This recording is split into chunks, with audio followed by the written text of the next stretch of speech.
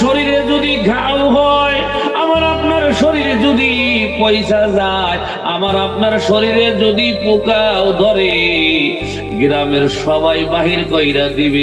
নিজের স্ত্রী বলবে বাহিরে রাখো, নিজের ছেলে মেয়েরা বলবে ঘরে দুর্গন্ধ বাহির হয়ে গেছে, বাহিরে রাখো। ও আমার ভাইরা, মা কোনদিন বলবে না, বাহির করবে না। দুনিয়ার কেউ যদি ওই সন্তানের কাছে না যায়, একজন মা জননী যাবে। কথা বলেন যাবে না নাই? জোরে বলেন যাবে না নাই? খালি যাবে না, আমার আপনার পাশে যাইয়া আমার আল্লাহর দরবারে দুইটা হাত বাড়াইয়া দিয়া বলবে, মাওলা আমার সন্তানের অসুখ ভালো করে দাও, আমার সন্তানের বেমার ভালো করে দাও।